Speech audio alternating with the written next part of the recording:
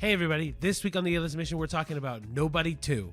We'll also be covering some movie news. And in the second half, we compare Nobody to Bullet Train.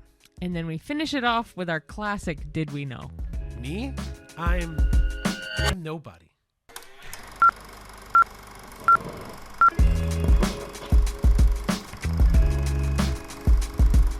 Hey Internet, and welcome to the A-List Admission.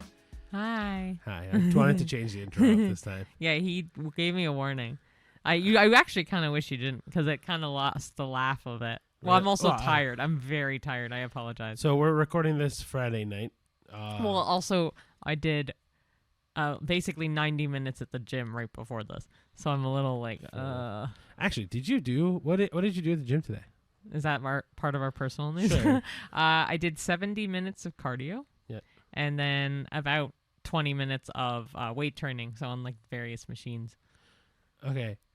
I'm going to follow up in 2 seconds. For those who don't know who we are and what we are, I'm Ricardo. I'm Cheyenne. And the A-List Admission is just a friendly movie podcast where we talk about movies in layman's terms. So that way you can get a good deal on Tuesdays. Yeah, or any day. True. Matinee, Saturday, but we want to happy day. Yeah, we want to guide you into the right direction. We don't want you to waste your money, your very hard-earned money, on a movie that sucks. Yeah. Or, I mean, it's all our opinion, but whatever. But to go back on this, Cheyenne has been training for a 5K. So it sounds like training for like a race. It's only 5K. But I will say, from being like a jogger sometimes here and there to being a runner to then having to pause running because I had hurt my pelvis area, going to osteo, trying to heal that up. 3 months later, come to now, have to get back into running again. Because I used to do like, at the most I would do like 7K, nothing major, but I do love running, but I really did learn to love the gym a lot more after having this 3-month hiatus. So that was nice. So yeah, the 5K is coming up in September. I'm looking forward to it. My personal goal, I think it was trying to do it under 35 minutes. I'm not an expert runner. I just run to run and I enjoy it. So I think that was my goal, was 35 minutes. Getting back into it though, I've been doing 1K at a time. So yesterday I did 1K to get back into the swing of things, and I could feel the stiffness in my leg. Oh, of course. From the issues I was having, But also, like, 5K is nothing to laugh at. I can't do a 5K. And casual people who walk or jog, a 5K is hard to run consistently for. Especially if you're used to walking. Yeah. Running is a whole different ballgame. Like, I like jogging, but I think jogging and running are kind of interconnected in some way. It's different, right? It's a different mentality when you go for a jog versus you go for a run. Yeah. Right? And for someone, I know even for you, like you like to jog before, but running 5K is not an easy task. No, it's not. And getting it under a personal best and time and your stats that way is tricky. Right. So, but it's a great full body workout. But you saying it's just a 5K is diminishing the goal. I know. I think that's really impressive that you can even do 7K. Like, thank you. I know you're grinding back to doing that again. Yeah, but it's honestly not going to be, after having this break, it's not going to be my main type of workout again, I think. Like, I do love running, but going to the gym and using all the different weight training tools and various cardio tools and stuff, I feel more of a full body workout, and I have more stamina to do it at the gym. But the running I do like still. So yeah, see, Cheyenne's kind of like an exercise nut. I don't like doing exercise. I don't like going to the gym. I'm not a fan of it at all. I've been going every morning because I know it's good for me and I should do it, but I do not like it at all. I want to find a more fun way to exercise than just go to the gym and weight lift or whatever. Yeah. Yeah. I mean, other personal news, we can update people on our guinea pigs. Yeah. So in the last time we talked with them, they had Giardia, or Ron, just Ron and Harry. Ron had Giardia, and we were treating both of them though. They had to be treated both because they're housemates. Exactly. So it was 2 weeks. Yeah, 2 weeks. They have completed now their 2 weeks, and now we're kind of in this weird, I guess, gestation period where you're like waiting to see, or we have to wait for the medicine to do its work for 2 weeks. Then we're gonna retest them again. Yeah. And then we're gonna see whether or not they still have Giardia. Yeah, they're very much back to their normal selves, though. They're not groggy because they had very much drowsiness. They weren't as hungry. They weren't squeaking or weaking. But I came in today, and Ron was going bananas because he was like, oh, it's veggie time. And I brought the veggies up. He lets me pet him now when I walk in. That is actually the one thing that we really like from them doing the medicine is that because we've picked them up so much over the past 2 weeks, they've got accustomed to us and like us petting them and us picking them up, and so I mean they still get a little bit wary of it. But Harry more so. Ron is very chill. Yeah. But they have a little like double-decker 2-story house, and if one of them's sitting on the inner part of the top house, it's easy to pick them up. But anyway, yeah. So they're still rocking and rolling. Yep. Yeah, we're still waiting to see how it goes. I mean, the 2 weeks gestation period, like the waiting period, is going to happen while we're on vacation, which we should also mention. Well, we have multiple times. We mentioned it once last week. And then prior as well. But. Well, I should also say, because in this episode, we haven't mentioned it, I got a haircut. Cheyenne did my haircut on Sunday. I like it. I think it looks good. I think it actually did turn out a lot better than I thought. Yeah, I think it looks good. I think it turned out pretty well, honestly. I wasn't really sure how it was going to at first because I usually try to do my best with it. But the thing is, though, is like I wanted to get my haircut done because next week we're going on vacation, and you'll have actually 3 weeks of episodes that we've already recorded, ready to go, that are a little different than our normal stuff. But don't worry, the reviews are going to come back 3 weeks after this episode comes out. Mm-hmm. But anyway, I wanted to get it cut at least a week prior, so that way it'll give it a week to like grow in and like feel like I guess lived in. I can trim it again a little if you need to too. So. Doesn't matter. Well, cool. I have pet peeve of mine with his facial hair is actually right his mustache right here. If it gets a little too long, or if it starts to go over his lip, which it is right now, I always ask if he can trim it or I can trim it. Well, I'm gonna trim it one more time before we go on vacation anyway. Perfect. But yeah, that's all the updates now. Yeah. All right, cool. We'll go right into our movie news. Yeah, you can go first because this one I know you'll be excited for. Well, I love The Wild Robot, and there's a sequel officially in the early works of it. So Film Buzzer, which reported something according from THR, a sequel of The Wild Robot is officially in early works. Chris Sanders, who previously co-directed the original Lilo and Stitch, and he also directed The Wild Robot that came out 2 years ago, 3 years ago? Probably. Yeah. He's going to be directing it. Yeah. That's pretty cool. I'm excited for it. Well, there's 4 books, so they'll probably make... I hope they would make all 4, but... I really loved the first one. I think it was honestly probably one of the best animation movies we'd seen in the past, 5 years for kids. Yeah. Yeah, so I'm really excited for it. I think Lupita Nyong'o does a great job.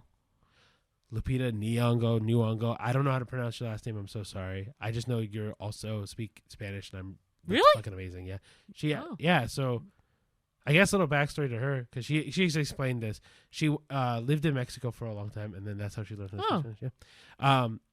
But Pedro Pascal is also amazing in it. Right. Oh, there's the gentleman that plays the goose or the duck is a very famous kid. He was in Jacob Tremblay? No. Warfare he was in. And he's also in another show. Not Baby Girl, right? No. Not that kid. No. I'm gonna forget his name. He's in something also like a rom-com movie. But anyway, it doesn't matter. I'll put his name up on the screen. They all 3 of them did a phenomenal job as leads for it. Cool. Yeah. Cool.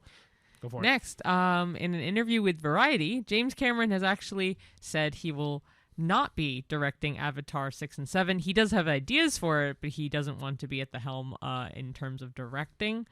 That is insane that there's even thoughts of 6 and 7. Don't get me wrong. Obviously, I love Avatar. Favorite movie ever. The series is phenomenal. But 6 and 7 is a lot. I'm so excited, but at the same time, that's a lot. Well, even after this third movie that comes out this year, I think there's a 5-year, 6-year break in between. Oh, really? Yeah. Well, Zoe Saldana is going to be... She said, what, older. 52 by the time the Who main knows? ones are done? I Reg- don't know. I think for me in my brain, it's like, okay, if there's an Avatar 6 and 7, I find it really hard that he won't just direct them anyway. Yeah. Because I feel like he's kind of one of those stubborn filmmakers where if it's his idea, he wants to do it. Mm-hmm. Right? Mind you, I don't know James Cameron. I may be very, very wrong. I just know he's brilliant. Yeah. All right, next, Weapons, which we talked about last week, is getting a prequel. We're trying now. It's going to be focusing on the prequel story for Gladys and how she got her powers. Oh, really? Yeah. But I'm really excited for this I'm because glad because I want to know about the fucking tree. last week, which you should go watch last week's episode, we talked about how we kind of wish there was a sequel or a prequel. Yeah. So it kind of like weirdly worked out in this weird way. Really quick for them to announce it. We found this from the Film Wire. But yeah, it's really quick to find this out because there's a lot of unanswered questions that I wanted to know. So this is great. I'm so excited. Yeah, I'm really happy about it. Remind me after the movie news. I want to tell you guys and Cheyenne something I found out about Weapons last week. Okay. Cool. The last one, I have not seen this series, but it is a very well-known series. However, Demi Lovato and the Jonas Brothers have officially announced that they will be returning for Camp Rock 3. This we found from Film Buzzer, but Demi Lovato and the Jonas Brothers are coming back. The stars have all finalized their deals with Disney to reprise their characters, and they're going to be passing the torch on to a new generation of actors. And if you didn't know, recently they were in New Jersey and did a really well-known reunion for Camp Rock at the Jonas Brothers concert. So, yeah, Camp Rock 3 is happening. Yeah, so I've seen them all. Cheyenne hasn't. I'm super excited for it. I love it's kind of weird because I like. Oh, sorry. All I know is Camp Rock. It's kind of weird because I kind of love 2000s TV movies that Disney did, like High School Musical in that realm, because this is very like High School Musical-y. And so I'm really excited. I remember watching the first Camp Rock movie and the second Camp Rock movie when they came out on TV. So yeah, I'm really excited for the third one. Awesome. So what was it you were going to say? I was just about to say, yeah, so before we get into our movie review, so Weapons, which we talked about last week, I found out through online and stuff, and I'm going to change it so we don't get demonetized. Not that we get monetized now anyway, but like in the future if we get monetized. Weapons is an allegory or like a different way to tell the story of a school spewing or like whatever. You know what I mean? Yeah, like but okay. Like the idea that all the like most of the class is gone, and it's kind of one kid's fault, and the parents are looking at the school for answers, and you know what I mean? Like there's a lot of like parents blaming So teachers. it's like a metaphor? Yeah, like another way to tell this story without An allegory. without blank and Yeah. right, without pews and all that stuff. Yeah. Right? Like it's it is a interesting way to tell it. The only thing that to me throws it off is then all of the magic and stuff after that. Because then like the beginning of it, I completely agree, is very much like that kind of Yeah, thing. but I would say just say magic. That's it. Yeah. Because that's going to be spoiling too much. I mean, you already talked about other spoilers, but whatever. Anyway, Nah, I said one thing. point is that you should watch that movie anyway. It's phenomenal, and especially if they're getting a prequel, you need to watch Weapons. Also, though, if you're watching our show in order, you should have seen it by now, or if you had planned to see it, you would have seen it in this time span, I feel like. So if we say one or two things, it's not the end of the world. I mean, people are already spoiling it online anyway. Yeah, So we're trying our best not to. Yeah. Okay, we'll go right into our movie review. Yeah, so we saw one and only movie this week, which was kind of nice for a change because it's been like 2 or 3 movies for the last month, it feels like. But it was Nobody 2. The director, I'm going to butcher his name, I'm so sorry, but his name is Timo Tjahjanto? I'm assuming the T is silent? That's fair. I was like, Tjahjanto. Tjahjanto?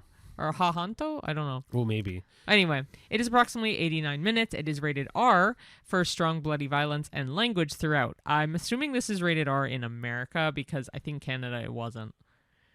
I don't know what under. It wasn't 18. Maybe 14A? Maybe 14A. It was pretty gory, I will say. Like, it's pretty bloody, pretty violent. Maybe just Canadians can take more. I don't know. I don't know how that works, honestly. Yeah. Anyway, some highlights from the cast would be Bob Odenkirk is Hutch Is it Menzel or Menzel? Menzel. Menzel. Yeah. So Bob Odenkirk is Hutch Mansell. Connie Nielsen is Becca Mansell, who is his wife. John Ortiz is Wyatt Martin, who is a theme park operator in the movie. Colin Hanks is Abel, who's a sheriff. RZA or RZA is Hutch's brother, who is Harry Mansell, which I think it must be RZA, like SZA. I guess so. Right? Yeah. Christopher Lloyd is back, which I'm so happy about, as David Mansell, who is Hutch's father. Sharon Stone is Lendina, who is a crime boss. And Colin Salmon is the barber. Ooh. The spoiler-free synopsis goes as follows. So, Hutch Mansell, a former lethal government assassin, grapples with the fallout of his violent past and deepening debt, both literal and emotional, with his family. Seeking a fresh start, he plans a weekend getaway to Plummerville, a dilapidated tourist town featuring a rundown amusement and water park. His hope for family reconnection quickly unravels when a seemingly minor conflict with local troublemakers draws the Mansell family into a web of corruption. Hutch soon finds himself battling against a power-hungry theme park operator, a corrupt sheriff, and the delightfully unhinged crime lord Lendina, culminating in explosive confrontations and darkly comic chaos, all while trying to protect his loved ones. Okay, let's talk about it. You go ahead. All right, I love this movie. I thought it was really good. I think one of the things that I liked about Nobody and Nobody 2 was the comedy, and it's like very like dark, graphic kind of comedy, but also like it doesn't shy away from wanting to make a joke, right? Even if the joke is kind of corny or doesn't like hit your traditional, like I don't know, serious humor or like adult humor. Yeah. Some of it's definitely adult humor, but like a lot of it is just funny. I love Bob Odenkirk both as a writer and as an actor. So like him in Breaking Bad. I was about to say Better Call Saul, but same thing. So we actually haven't seen Better Call Saul, No. but Breaking Bad we've seen, and he's phenomenal in that. But also kind of like in Bip, like he was in The Bear, and I loved him in The Bear. Oh. Yeah, and that is a much more serious role. Yeah. But man, I feel like anything he's in, he like nails it. He knows what he's doing. I couldn't believe Sharon Stone was in this movie. So it's funny, when I first saw her, I'm like, is that Sigourney Weaver? And then obviously right away I'm like, oh no, it's not. But we were like, man, we know this person. And then I was like, oh man, damn, it's Sharon Stone. Yeah, I mean, also Christopher Lloyd in this movie. Yeah. It's kind of like And Colin Hanks. so. I don't know why, but me and Cheyenne fucking love Colin Hanks. It's because his dad is Tom. But I don't know if it's because It is for me. For me, it's Colin. I don't love him as much as you do. I love Colin. I know. I think he's a good really, actor. I actually really do he's a really good actor. He seems like a decent guy. So. But he always ends up getting like these B-list roles, and that's really annoying for me because I want him to be like a standout actor. Maybe he doesn't want to be? I don't know. Maybe this is like a side thing for him. I don't know because I haven't seen him in a bit. But he is the exact middle of both Rita and Tom. I see his mom's like eyes and his dad's everything else. Yeah, I don't know. I love Colin. Good. Like even in Life in Pieces, we both loved Colin. I will say that was a great. Yeah, we talked about that last week actually. That's really weird. Well, it's a good show. So yeah. But anyway, to go back to Nobody 2, I think it's really good. The story it feels very cohesive. Yeah, I think my one critique of it is just how the movie starts, but again, like it makes sense for the rest of the movie. It's just the way that Nobody 1 ends to me doesn't make sense how Nobody 2 starts. Oh yeah. Right? So that's like the one thing, but I mean if you don't take it as like, oh, the plot needs to be perfect, then the movie's really good. I think it's very fun to watch. Yeah. I second all of that, literally, though. I thought it was great. When the movie finished, I told Ricky I loved this movie. And I didn't really like the first one, but I did nod off quite a bit in the first one. So and also on the way home, Ricky made a good point. He was like, this is like Smile 2. Because we didn't like Smile, loved Smile 2. So then we went back to watch Smile and realized that it was actually a really good movie and it made sense with Smile 2. So I probably will do the same with this movie. But I wonder if movies like do that.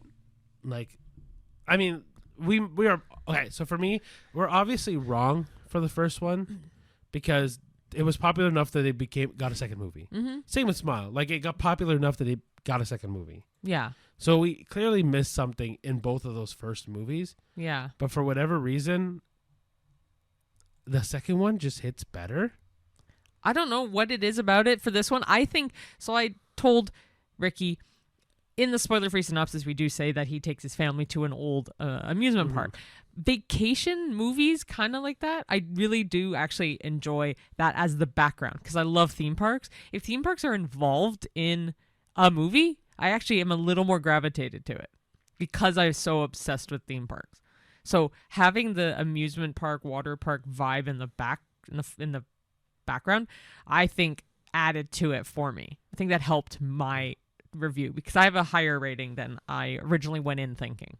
Well, the one thing I do like about them going to a amusement park, and this is not a spoiler if you've seen Nobody, it makes for a very creative kill set. Yeah, Like, which again, if John Wick was in an amusement park, oh my gosh, it'd be brilliant. But like beautiful. Like this does take a lot of what John Wick is known for, and kind of puts a very dark comedic spin to it. But it also puts it on with another movie, which we'll talk about later. Right. But like, I think that if they keep this series going, if they keep just changing the location, I think it stays fresh. You know what I mean? Yeah. Like if the next time they do, like, I don't know, like they did a water park and a theme park this time. What if they went to like an arena or like a sporting complex? Yeah. Right? Then you're getting hockey sticks and skates or a baseball bat or lacrosse, or you know what I mean? Like there's a lot of like for sure different items you can use to like have creative kills with. Yeah. Anyway, so what's your rating? I think I'm gonna go an 8. Hey, mine was an 8. So I think it's. I don't think we're near a perfect movie. No. I think there's definitely some flaws with this movie. But I was flip-flopping between 8 and 8.5, but I'm like, it's not totally at an 8.5. I'm very confident with 8. I think that the biggest thing that this movie just suffers from is kind of like you kind of just have to go with what's happening. Yep. And a lot of the time, if you think about this movie too hard, you find a lot more like actual flaws. But this movie's, I think, just meant to be fun, enjoyable as a comedy action movie. Yeah. And it aces that really well. Yeah. Okay. So that kind of sums up the first half, really. It was that movie. Yeah. We really liked it. We do recommend that you see it. Honestly, I recommend both movies. Both movies were good. Nobody and Nobody 2? Yes. Yeah. Sorry. I was like, what other movie? Weapons? I was going to say, though, because this is the only movie out this week, I highly encourage you to look through like the last couple episodes where we do talk about weapons, that we do talk about Freakier Friday, Superman, all of the we officially haven't done the Superman episode yet. Sure. I actually have another question before we get into our second half as well. But I was going to say, if you aren't in the mood for Nobody 2, there's a bunch of other movies out right now that we all we both highly recommend. But if you want a newer movie, I would say see Nobody 2. And if you want an action movie, definitely Nobody 2. What is your question? This kind of ties into literally what you just said. Because there's a lot of movies that are out right now that are like Nobody 2 being the only one this week. What is your favorite movie of July? We never did this. Oh, shit. My favorite movie of July, I'm just going to list off in order of how we saw them. Okay, we'll do it back and forth. Okay, so first, Jurassic World Rebirth. Superman. Eddington. I Know What You Did Last Summer. Smurfs. The Fantastic Four, First Steps. And Together. Yeah, man. My favorite is Jurassic World Rebirth. Hands down. Yeah, it's kind of a no-brainer. And it was our highest rated of the month with 4.5 out of 5 stars for Letterboxd. But I will say, like, no shade to Superman, because Superman also did a phenomenal job. To me, Jurassic World, was so refreshing for that franchise. It was perfect. It was beautiful. I've seen it twice. It is a fantastic movie. I could go for hours about it, just like I could with Life of Chuck. And Cheyenne actually also said to me, and that we never mentioned on this podcast, that it's better the second time you watch it. Oh, 1,000%. And so now I want to watch it again. I will rewatch it a third time. I would watch dinosaur movies till the end of time. No pun intended. Okay. One other thing before we wrap up with this. Worst movie. What was your worst? Eddington, I think, is the worst. Definitely one. Eddington. Our worst rated were Eddington and Smurfs. But Smurfs I would rewatch if I had to pick between the two. I think that's the biggest thing. I was thinking the same thing. I'm like, out of the movies that we mentioned, Yeah. the one like, I mean, also, I Know What You Did Last Summer was not good either. No, but I went in with higher expectations with Eddington, and it completely flatlined for me. Whereas Smurfs, I went in thinking it'd be exactly how it was. Yeah, I think the problem with Eddington was truly just it had such a star-studded cast Yeah. that it didn't do enough with that star-studded cast, and it also just went nowhere. Yeah. Anyway, yeah. Okay, so Yeah, that top favorite for both of us is Jurassic World Rebirth, and Yes. worst for both of us. it's Eddington. Yeah.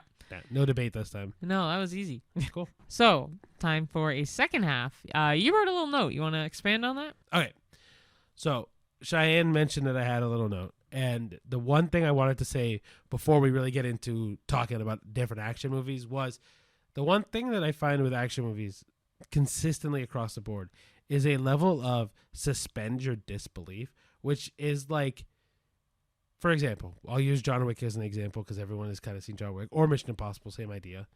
The main character should die a couple times. Oh, but yeah. they always just live.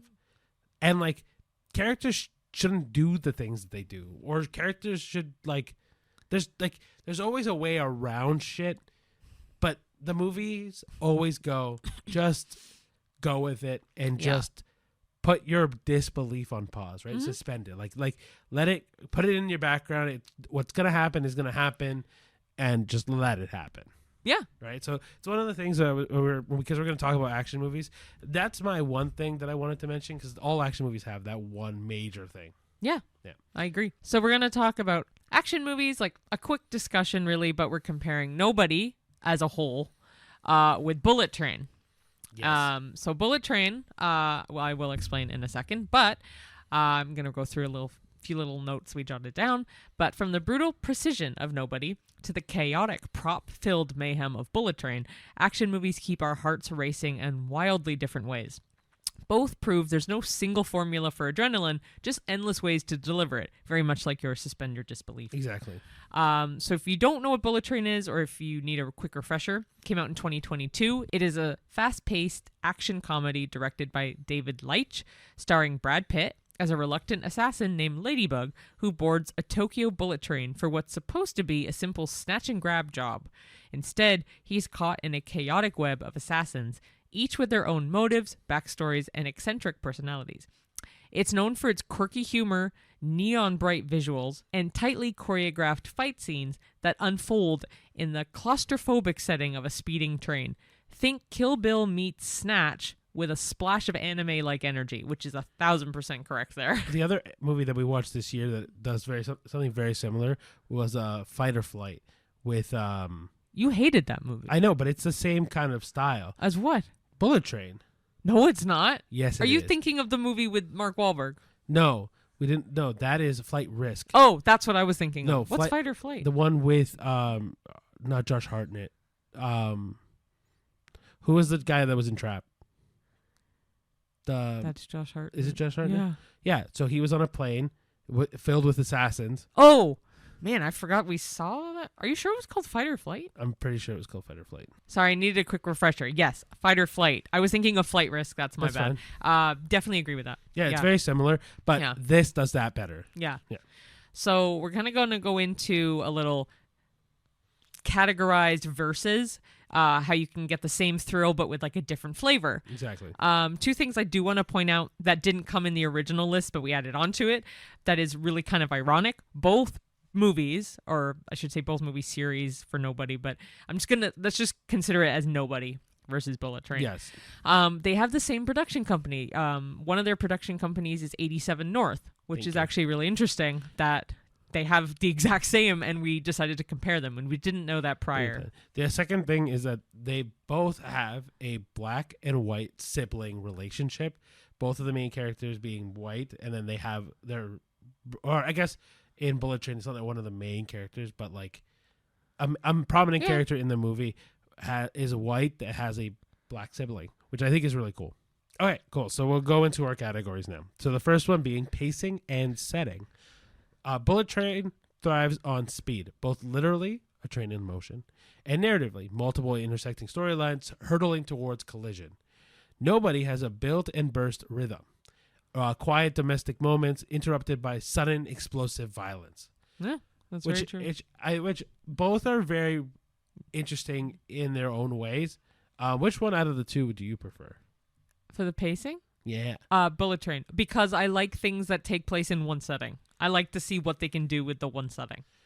I like the interconnected storyline personally. So like the idea that you see like 6 people. That's very much why I like Murder on the Orient Express. Exactly. Which is just a murder mystery on a train instead of this on a train. The next category would be the protagonist style. So Ladybug, which is Bullet Train, is a reluctant, almost unlucky assassin who survives through improvisation and wit, whereas Hutch in Nobody is a dormant killing machine who chooses when to unleash his skills, giving the action a calm before the storm type energy. Which do you prefer out of those two? This is the one where I'll pick Nobody. Oh. Because I like Hutch being this really strong character that is very calculating in when he does things. Whereas I find that Brad Pitt or like Ladybug kind of just literally falls into shit. Mm-hmm. And like he kind of improvises as he goes, which is fun, but like I like the idea that he has the skills like ready to go. Yeah, 100%. Right? The third one is action choreography. Bullet Train leans into playful, prop-heavy fights with exaggerated creativity, where Nobody focuses on brutal efficiency. Fights that are raw, personal, and messy, showing the toll on the body. Now, that's very John Wick vibe. Right. So, out of these ones, what is yours? I don't really like the toll on the body. I would like a mix of playful, brutal efficiency. Oh, I see what you're saying. I like the way that the fight scenes go in Bullet Train more. Yeah, I do too. I think it's more fluid. I like John Wick's fight scenes, which Bullet Train reminds me more of. So then, oh, see, I disagree. To me, Nobody reminds me way more of John Wick than Bullet Train does. It does for everything except some of the fights. Some of the fights I'll give you for Nobody as well, but I just find, I don't know. I just kind of find John Wick. Like, John Wick, I'd rewatch again and again and again. Bullet Train, I would rewatch again and again and again. Nobody, I would rewatch. But, I don't know. I like the action choreography in Bullet Train. If I had to pick between the two. That's my kind of... I just think that Bullet Train is more fluid in the way that it does its action. And it's more creative. So, like the prop-heavy things is like when, I don't know, for example, like things thrown across the screen or character catches this, does... you know what I mean? It feels more fun. Yeah. And lastly is tone. So Bullet Train mixes stylized action with zany, colorful comedy. And Nobody mixes gritty, realistic violence with understated deadpan humor. And what do you prefer out of these two? So it's funny because kind of like what you said last time, I prefer stylized action with understated deadpan humor. Oh, see, it's mixing the two. That's the point. Oh, instead of violence, you mean? You said action? I don't necessarily care that it's gritty or realistic, but I love deadpan humor. I like deadpan humor. I didn't find there was a lot of deadpan humor in Nobody. Oh, absolutely. I do like the colorful comedy from Bullet Train, but that's all thanks to Brad Pitt. Brad Pitt always kind of gives that zany comedic style. Same with Ocean's 11. Like, I just find that his style is all very that. But I find... I'm not going to say every character in Bullet Train because it's not true. Not every character does that zany bit. No. But like even like Aaron Taylor Johnson, I like his character and the way he delivers comedy. I liked Brian Tyrese Henry, I believe is his actual name. Good on you. I could be wrong. Like I think it's Tangerine? Lemon. Lemon.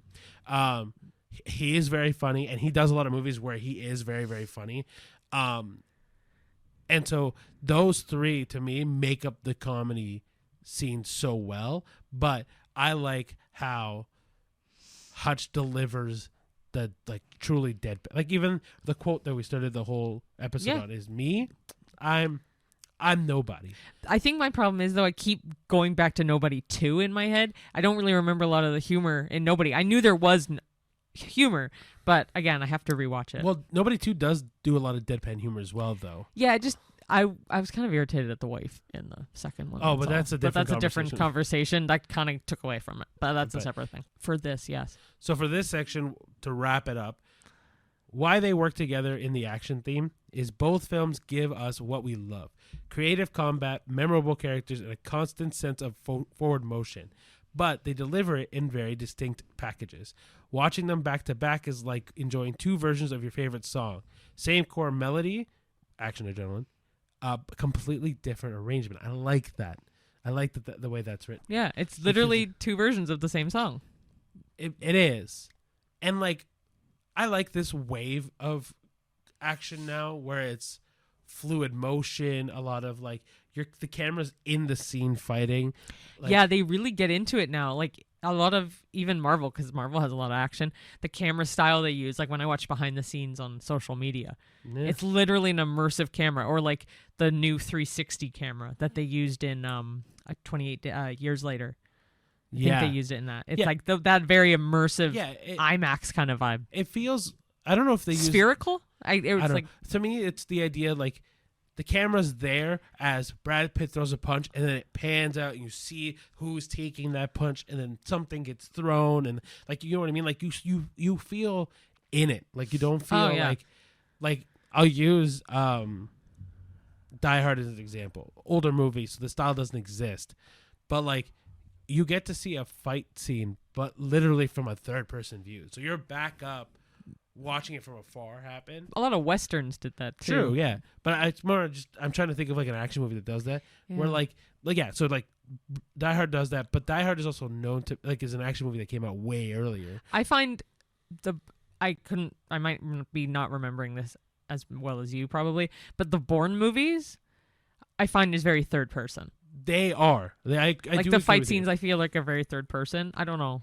They're very almost static. Yeah. Like they're very still. Whereas like I feel like John Wick does really revolutionize the action movie. Yeah. Like it was the first one where you felt every punch, every kick, every throw, every bullet shot, every like you were in it, and it feels like you're in it. And I think that's why it was so successful, was because it was such a fresh take on action movies, where it felt like a mix of almost like kung fu movies and an action movie all in one. Yeah, 100%. And then since then, we've been getting this wave of action movies that feel way more immersive, way more into it. Also, just hilarious. Like we've been, I don't know, this version of action movies, I think, is the best version of action movies we've gotten in a long time. I agree, wholeheartedly agree. But yeah, I think. It is a quick discussion. We weren't trying to rush it. It may have felt rushed, and I apologize.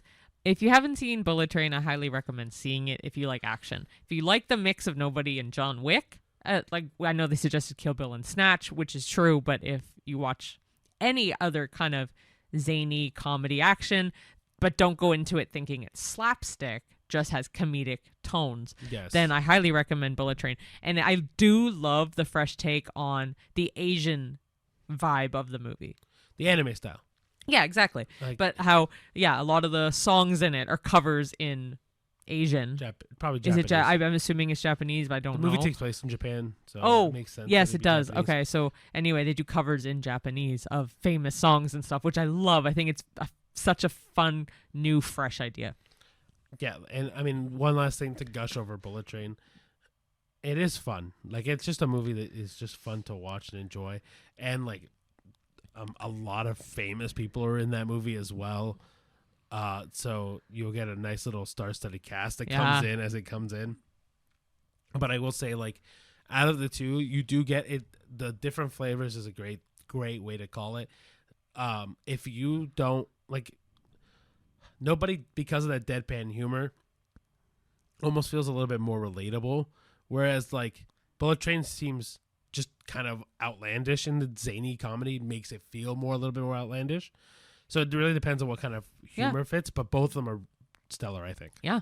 Yeah. Do you want to go so we'll get into our last and final segment, which is our classic now, Did We Know? This is an action movie, Did We Know? We have 5.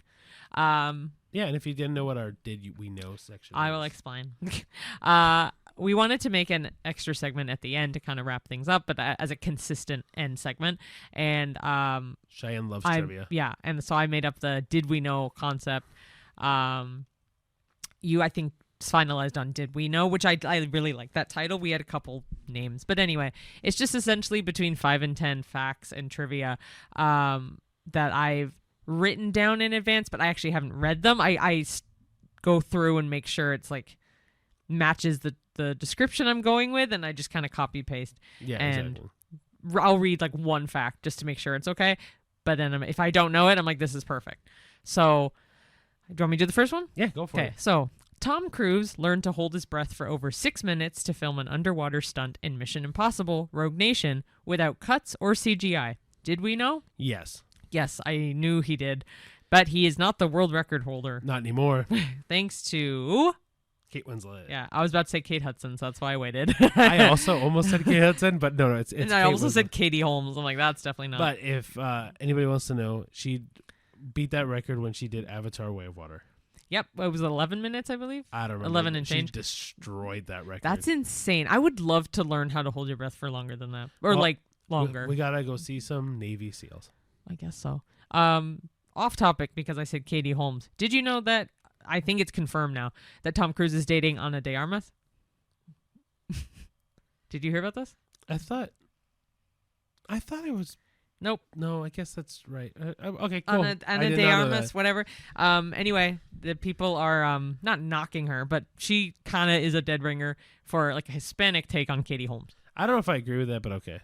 You got to see them side by side. I don't know if I agree with that. I know I have both Yeah. faces in my head. I don't know if I agree with that personally. Tall, skinny, long brown hair. Yeah, but that's a lot of people. Okay. So, Keanu Reeves performed about 90% of his own stunts in John Wick Chapter 2, training for months in judo, jiu-jitsu, and firearms. Did we know? No? No. I think I knew he would have done some of his own stunts, but not like about 90%, and definitely he's not. a workhorse. He's amazing, though. Like Keanu the fact Reeves, come on our show. He donates so much to like other actors and like stuntmen and just people on the street. Like, yeah, if Keanu Reeves ever watches this, we would love to have you on this show because we are such huge fans and we really we really respect your take on just being a human, to be quite honest. Yeah, I think, like, not to go too into the weeds of like personally, like I am very much a giving person and like very much like see the value in other people kind of thing. And so Keanu Reeves, like even the fact that he donated his salary to the stunt workers in the Matrix thing and like paid for a motorcycle for them and like multiple, like for all of them. For all of them, right? Like that's what I mean. Like he's so giving because he takes only what he needs, not what he like wants. Not that wants. It's just like he doesn't take more than what he needs, right? He does care about the people. He cares about everyone else that support him in that role. Right? And as a side note, because of face value with celebrities, him and his girlfriend or fiance, I don't know. It's nice to see a man with a woman. They're kind of around the same age. Fair. Also, he's Canadian, so yes. There's actually, that. So fun fact, I also found out he wasn't born in Canada, but he was raised in Canada. Oh, great. That's close enough. Well, he's an honorary Canadian for sure. So, well, for us, yes. So anyway, next, the car flip in The Dark Knight used a real semi-truck and no CGI. Christopher Nolan insisted on doing it practically. Did we know? Yes. Oh, I don't know if I knew this one. I knew the hospital scene. I'm so sorry. I am thinking of the fire in the hospital. You're right. Yeah. You're right. This I did not know. That's insane. That's why I don't know if I'll keep it in, but my head hit the microphone because Christopher Nolan does shit that's kind of insane half the time. I'll give you that. Because I think in Oppenheimer, he also, not like he made a fucking nuclear atomic bomb, but he did do a atomic detonation bomb, that was pretty loud. Yeah, from what I remember. I'm curious what he did for the Odyssey then. Yeah, put them in the he actual made a typhoon. Ocean. Okay. Yeah, so Jackie Chan often directed and choreographed his own fight scenes, sometimes shooting dozens of takes to get a single gag right. Did we know? Yes.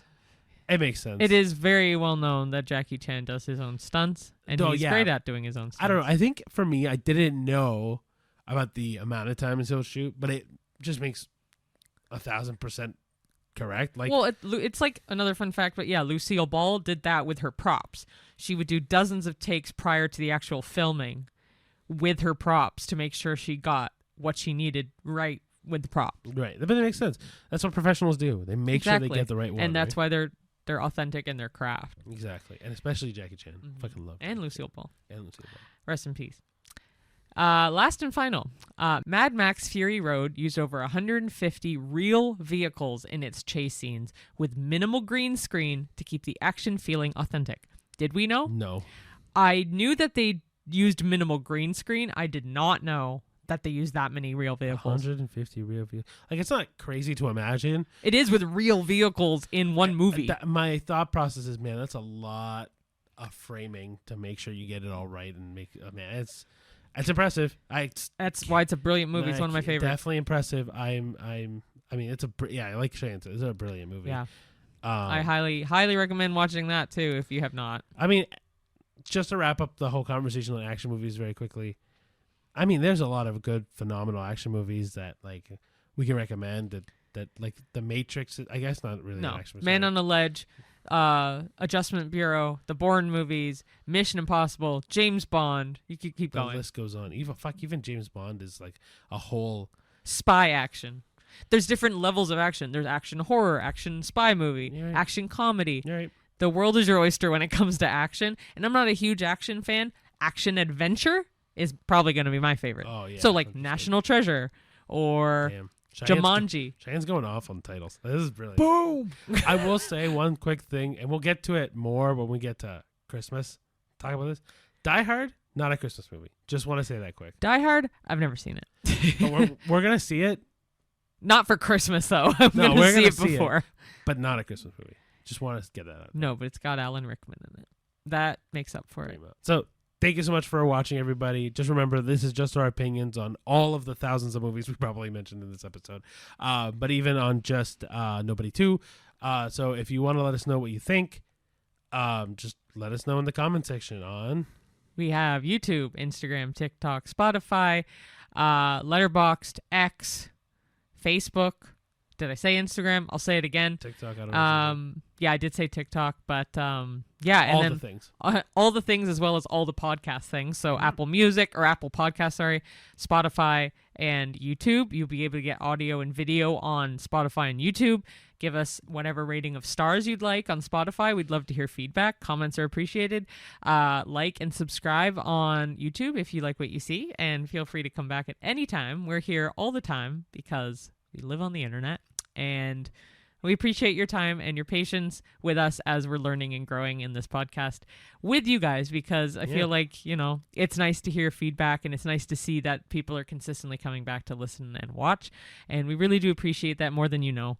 I hope you guys have a wonderful rest of your week. The next time, 3 weeks. Fuck. Yeah, the next time you see us, we will have personal news regarding how we enjoyed our vacation. Exactly. So, thank you so much for watching, everybody, and we'll see you at the movies. See you there. Bye. Bon voyage.